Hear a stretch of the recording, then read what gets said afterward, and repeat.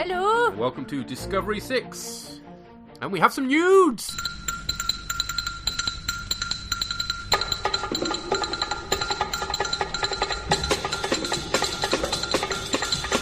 Oh. Wow, Discovery nudes now broke today, as of recording Monday. That season 2 has been confirmed. Yay! So obviously it has been a success. I have no idea how ratings works with Netflix, but I guess they've got some idea of how many people are downloading it, so... Well, it's the CBS thing in the US as well. I guess that would be their primary thing, wouldn't it? Yeah, and I don't know how that works. It annoys people because they have to spend more money to get fewer things to look at. It's an absolutely crazy way of marketing. But there we go. That's a discussion for another time, and thankfully ours is on Netflix, so we don't have to worry about that. So, on to this evening's episode. I have no idea how you pronounce this. Lethe? Michael, what's wrong? You okay? Sir, he's in trouble. He might be dying. His ship is lost in a nebula. We go in with the shuttle. Flying with nothing but hope and a prayer. Are you really that crazy? Good to know. You launched an unauthorized rescue mission. I'm trying to win a war. And don't make enemies on your own side. You're listening to a Geek Planet Online community podcast. For more free entertainment, including podcasts and videos, visit us at geekplanetonline.com. What origin is it? Okay. Because that might affect the pronunciation. It was the name of the Greek spirit of forgetfulness and oblivion. There's the river Lethe, whatever. But there's no help there on how you pronounce it, I'm afraid. But they're being all posh and probably Lethe, because you think of Hades. It's not Hades, is it? It's Hades, so it's probably Lethe or Lethe. Well, that's what we're going with. If anybody knows better, do let us know. Yeah, I don't really... But you can see how it sort of ties into the Sarek side of the plot with forgetfulness or concealment, more to the point. Yeah. Yes. Now, that makes some sense, at least. It's pretentious, though, isn't it? Yes, unfortunately. But there you go. Taking a leap out the Deep Space Nine episode name book. Yep. So we get to see Vulcan at the beginning, which looks good, to be fair. Mm. And the ship's quite cool. I like the ship. And looks Vulcan as well, so, excellent stuff. Good work there. I like that, but I really... running around in T-shirts that say disco. Ah, disco T-shirts! Wow! Incredible. Why would they do that when the ship's called Discovery? Because they can't fit "vri" on. Should say "vri" at the back. Maybe it did. I'm not sure we saw any of them from the back, did we? Yeah, or maybe it says "very disco." I don't know. Perhaps it's just their way of trying to make sure we don't call the series STD. Which they really should have thought about before calling the ship Discovery, but never mind. So if they're doing that on the Enterprise, do the T-shirts say "Enter"? Enter, ooh, finale. Prize. Wow, that doesn't bear thinking about either. Okay. Right, and yes, they're doing their jogging, and there's some weird tinkling music going on. I don't quite know what that's all about. But it's nice to have the Enterprise name checked, I guess, so we know that is a thing out there. Yeah? Yep. Yeah. Then we get the new guy, Ash. There's been an awful lot of internet speculation about him, and I'm not going to talk about it here, because if it turns out to be true, it'll be very spoilery. But if you are interested, it's very easy to find. There's a YouTube thing where somebody describes the theory, but anyway, I'm going to keep stum about it, because I'd rather not have known, really. There we go, I would have rather worked it out for myself, but that's the way the internet works these days, isn't it? Oh, I know how this works, let me tell everybody. Cheers. And yeah, we get xenophobic Vulcans again, borrowing from the Enterprise playbook, which is not the place to be borrowing from. No, and they're logical extremists. If they were logical, they wouldn't be extremists. Xenophobia is not logical, therefore not Vulcan, so what are they playing at? It didn't work in Enterprise, why the hell do you think it's going to work in this series? Hey-ho. And so much for Spock being the first Vulcan in Starfleet. There's a Vulcan Admiral in Starfleet. I thought he was the ambassador. No, as in he's communicating with the Discovery on the crappy holographic thing. Yeah, I thought that was an ambassador. No, that was an admiral. Really? He's got an admiral's uniform, yeah. Yeah, hey-ho. And will Sarek be rescued? Well, of course he will, because we know he will, because prequels are stupid.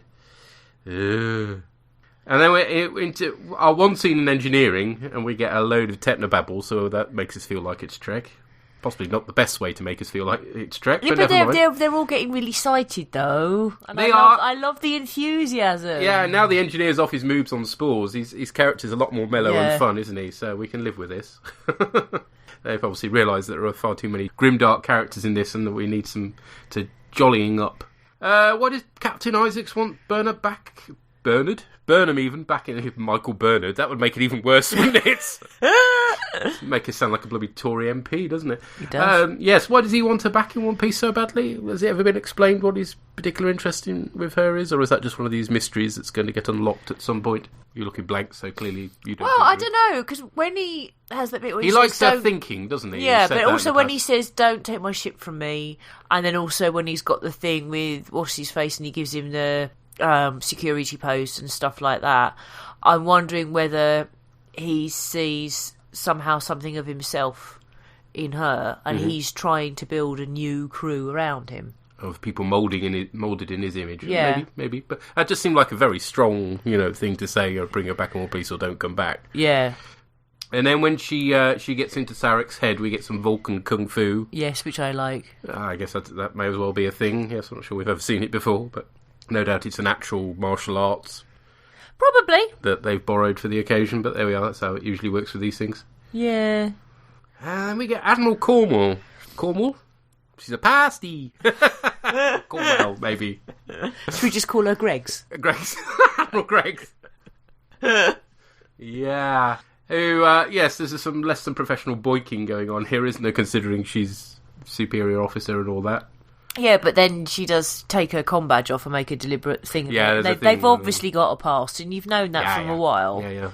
But yes, it's it's not going to end well. But she drinks whiskey though, so we've got to give her that. Yeah. Yeah, but then you get the whole thing where she starts stroking the Bermuda Triangle on his back, and he freaks out and nearly blows her head off. Yes, that's a bit unfortunate, isn't it? And she points out, sleeping with a phaser is not a sensible thing to be doing anyway. But oh, he's so broken. Yes. And by the end of it, his brokenness is well and truly revealed, isn't it? Clearly he shouldn't be a captain. No.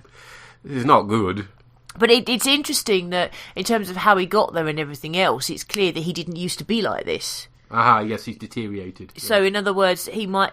So he got promoted to captain when he was a little less broken, but yes, he has got more broken over time, and clearly they should actually be dragging him away from the ship, as she makes the point. But then she goes off in the shuttle. I must admit, I thought she was going to blow her shuttle up. Because it's like... that. I wouldn't put it past him, to be honest. He's such a piece of work. But no, that doesn't happen. But very conveniently for him, she's captured by the Klingons. But I wonder whether he kind of saw that coming in terms of... I don't know, because he's then like, we're not going to rescue her. Yeah, well, he's obviously making the most of the situation, which, again... Yeah, he says... But, he does... Horrible piece of work. Yeah. Why do we want to watch this guy? Well, he does say, if we're ordered to, we will rescue her. Yeah, I'm sure he'll come up with some excuse then. But anyway... I don't know, I find it interesting that he is damaged, and I think you can see just how damaged he is. So he's not somebody who's always been evil that makes you sit there going, why did Starfleet... Yeah, no, that's at least been explained, so fair dues on that front. But it doesn't make him any easier to watch, to be honest. I don't know. I think he's got a nice side to him, and I presume that nice side was what originally got him captaincy and whatever. And I just wonder, is his original / proper personality there underneath? And when we get the Klingons, we get he's handing out cloaks as sweeties, basically. Yeah. Again, shouldn't be having them, but never mind. No, but again, you're trying to fit it into the continuity, don't? It's a reboot. It's not a reboot. It has not been sold as a reboot. It is not a reboot. They're clearly just... Either they're ignorant or they're ignoring bits of the past, which is bloody irritating, but it's not supposed to be a reboot. And they drop all this stuff in about, where the Enterprise is out there somewhere, and... Yeah, but in the JJ verse, is it necessarily the case, because I don't think we've got there yet, that that's how Klingons get cloaking technology? I honestly don't know. They featured in the second one, which I haven't seen, so I don't know if they've got cloaking devices in that one. But that is sold as a reboot, so they can deal with it as they wish. But this wasn't supposed to be. Yeah, but it's clearly... Everybody said it's the JJ verse. It's clearly no, it is not. How many times do I have to tell you? This is not the JJ verse. It cannot legally be the JJ verse. That's exactly it. It's the JJ verse in all but name. It can't legally be it, but that's what you're supposed to think. That's what it's supposed to link into. Yeah. So yeah, I was less impressed with this one than I was with the previous one. So I really liked this one. I liked you exploring more of Michael's character and the idea that she's trying to come to terms with her human side, and I like as well that she's now going to try to be different, and she reintroduces herself to Ash, having not shaken his hand before because she's been kind of aloof. The problem with Ash is I just think it makes me think Ash Ketchum, which is Pokemon. Okay. Whereas Ash, my brain goes to Alien. Oh, right. Interesting. Not Evil Dead. There's so many options. Ash is quite a popular name in genre stuff, isn't it? Interesting. Do I know a single Ash in real life? I'm not sure I do. We don't generally use it as a first name, do we? It's short for Ashley. Do you know any Ashleys? No, I don't. That's just it. There we are. I think there was one Ashley in our school, but I'm not sure if he gets called Ash or not. Fine. But I like the way they're exploring Michael's character. I like as well the way that she's sort of becoming close to Tilly. She asks for Tilly to come on the mission. She says she needs moral support. Mm-hmm. And I like at the end she admits that she was wrong. She went, I gave you bad advice. You need to find your own route, Captain. And Tilly's like, oh well. I liked seeing Lorca really broken. For me, it explained a lot. And I also really like Admiral Greggs. Admiral Pasty. I like her character. I think she's believable as an admiral, but not a bad admiral. Well, clearly not, because I mean, if she was that worried about him, she wouldn't have left him in command before she left. She would have taken his command off him and put the first officer in charge. They've got previous. That complicates things. He begs her, and she thinks she's just going on a brief mission, and will sort it when she gets back. And of course, then she gets captured. I mean, what I'm still not a fan of is the Klingons, but they're not featuring really heavily in every episode. They're not, thankfully, yeah. I mean, they seem to put an appearance in most episodes, but they don't feature heavily, you're right. So, yeah, for me, that's the downside, is still the Klingons, but I'm liking the characters. Mm-hmm. And I really like that Vulcan ship. I thought it was cool. Yeah, Vulcan ship was good. Yeah, I like that one. Okay, we have heard from Wayne. And he writes, for me, another great episode, and actually possibly my favourite so far. Light on the mushrooms, this was a fairly straightforward rescue mission with gaps big enough to do some character studies in between. Lorca continues to be the most interesting character, but Tilly got some time too. Stamets off his tits was fun, and we got to be introduced to Lieutenant Tyler properly.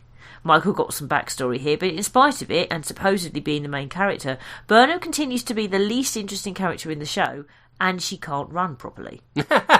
Speed mints.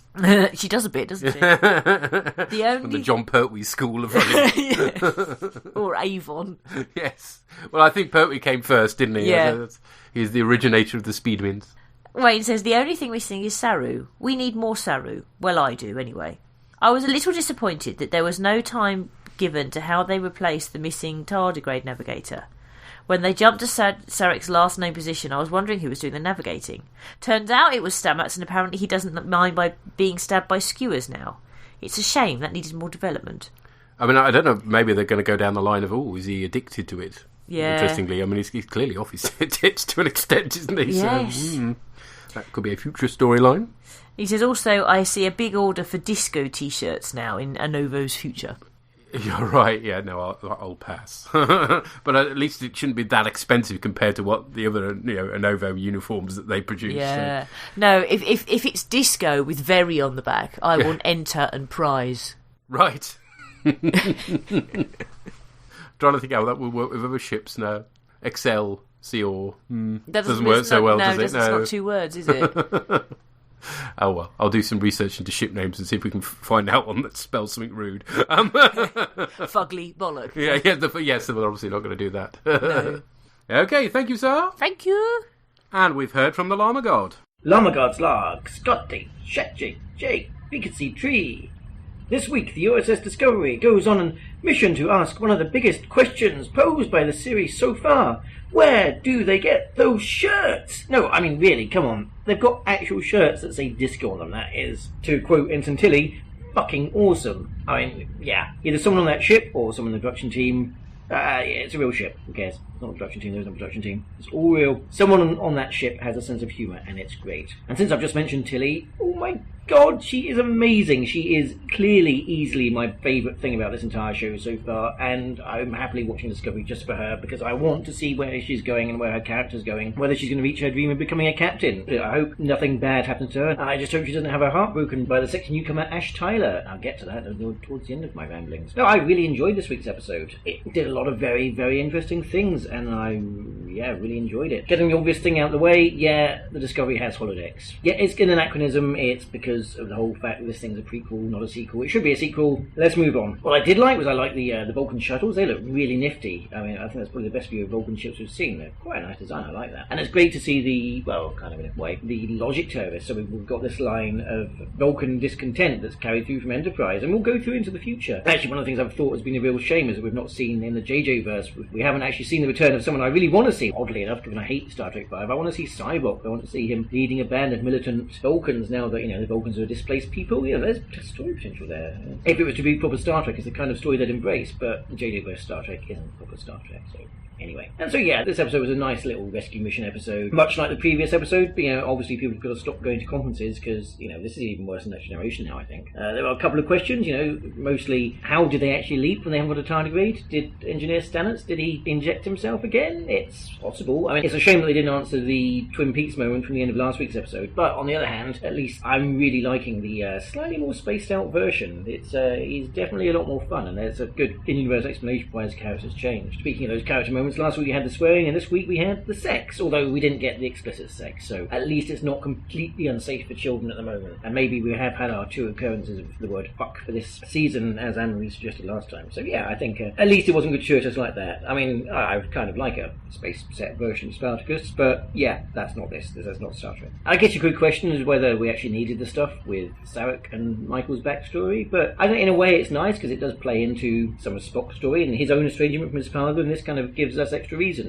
not just that Sarek was a dick, but there's a reason for him being a dick. He just wanted the best for his kids, and it all went horribly wrong. And it does actually give Sarek reason for resenting Spock, so I kind of like this. It's not completely necessary, but it could be a hell of a lot worse. And it was all very nicely set up with the new crew meshing together. I mean, it was very coincidental, wasn't it, that Lorca sent the Admiral off to meet with the Klingons instead, because, I thought he was going to kill her himself, because he is that kind of deranged man in that final shot. He is not in a good place. So it's going to be really interesting to see where all the characters go from here. And I guess my final thing for this week would be to mention that I completely forgot when I recorded my feedback for last week about the fact we've got the gay relationship in Star Trek. Although, once again, they chicken out with actually having a proper gay kiss. So, it's just like the Next Generation. This is proper Star Trek. I guess the reason I forgot is because it's about fucking time. And it's it's not the thing we should be noticing anymore. That kind of thing should be more commonplace. There should be a hell of a lot more diversity. They should definitely be expecting that from Star Trek. So, nothing to be applauded here. In fact, it's far too late. But at least we're there now. So, moving on.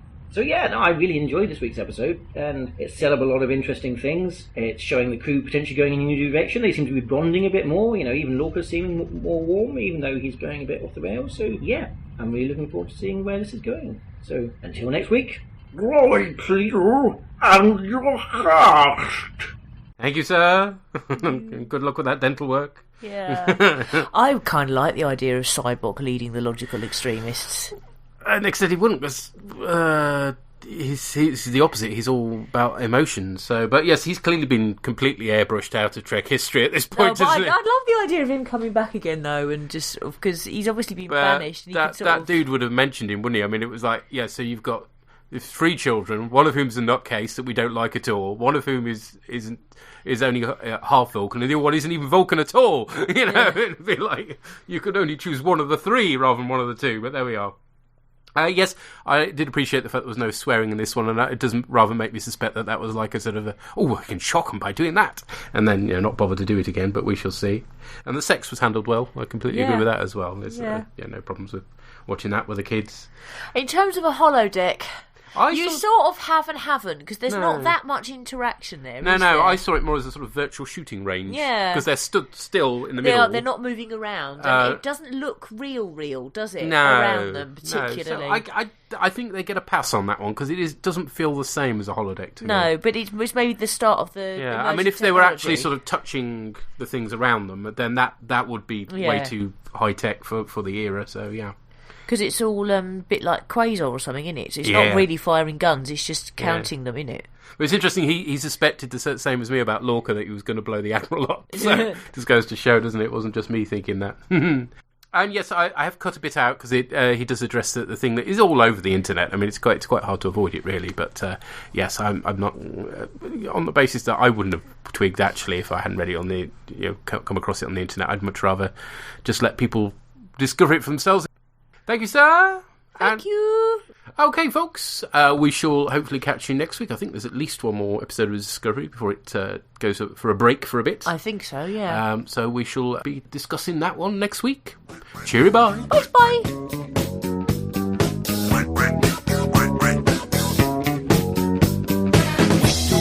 The other night, all the ladies were treating me right. The bOrgCast is brought to you by the lovely people at geekplanetonline.com. All music referenced is for illustrative purposes only, and no copyright infringement is intended. To contact us, you can use the forums at geekplanetonline.com. Visit our Tumblr site at bOrgCast.tumblr.com. Send email messages or MP3s to bOrgCast@geekplanetonline.com. Or you can contact us via Twitter on rev_org or bOrgCastAmmo. #bOrgCast. Look at me, I'm the disco dog. Let's go, Mama. I'd like to have me a rubber. Disco, disco, got to have me a rubber. Disco, disco, oh, let's go, Mama. Don't be a club. Disco, disco, disco, disco.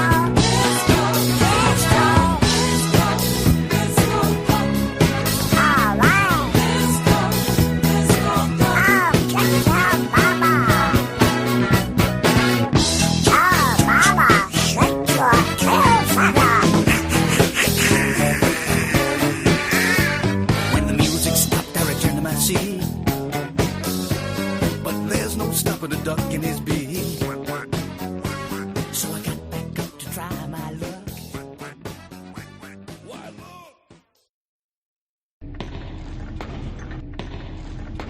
Shut it down!